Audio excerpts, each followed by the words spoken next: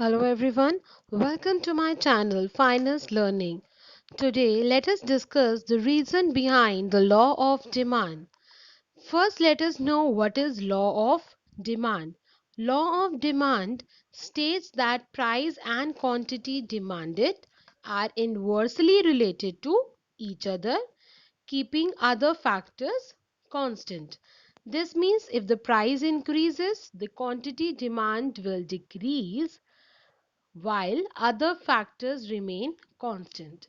To know about law of demand in detail, please watch my other video on what is law of demand.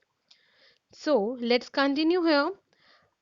As the price and quantity demand has an inverse relationship, therefore the demand curve of a commodity is downward sloping from left to right, which reflects the inverse relationship between the price of a commodity and its quantity demanded. Now, here are the following reasons for this law of demand. The first one, a law of diminishing marginal utility. Second, income effect. Third, substitution effect.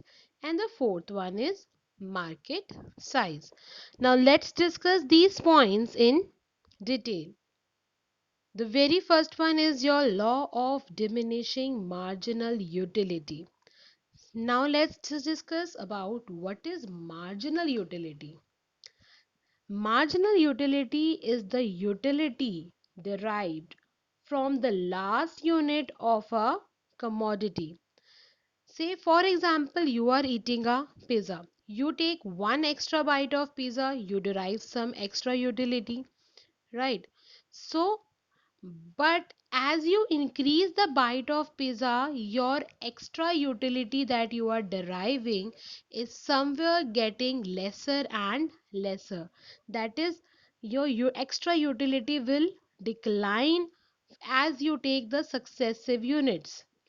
Okay, so or I can say about marginal utility is that marginal utility is the addition to the total utility when one more unit of a commodity is consumed.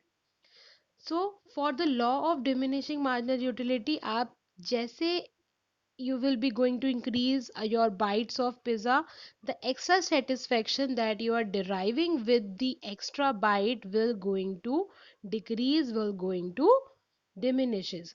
Now if your extra satisfaction will decrease as you consume more and more of the product, therefore if a consumer will buy more product, it could be with the only one reason that the price goes down.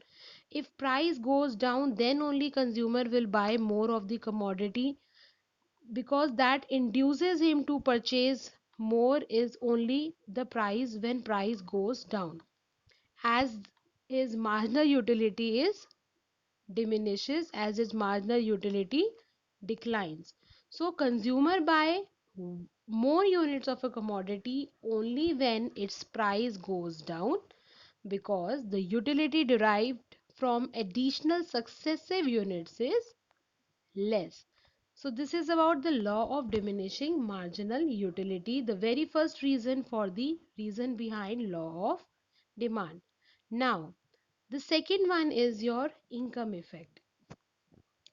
If a price of a commodity falls, that is, the price of a commodity decreases, the consumer real income or purchasing power will increase. So if a purchasing power increases, consumer can buy more of that commodity with the same money. The third effect, the third reason is your substitution effect. Now this substitution effect means when the price of a commodity, say here good X, falls, it becomes relatively cheaper than other substitute good Y. For example, good X and good Y are the two substitute products. Good X price reduces.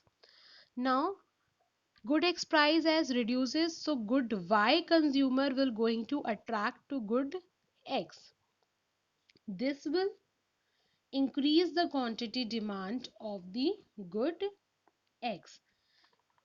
So if the price fall of good X, so quantity demand of good X will increase, as also due to the consumer of good Y will now be more attractive to good X. It induces the consumer to demand more of the commodity good X. This is called substitution effect. Now, the fourth point is your market size. The fourth reason is market size. If you have a larger market of your product and the price in general goes down, then your new consumer will going to demand your product. The new consumer will demand that product at low prices. So these are the four reasons behind the law of demand. If you like this video, please like and subscribe to my channel. Thank you.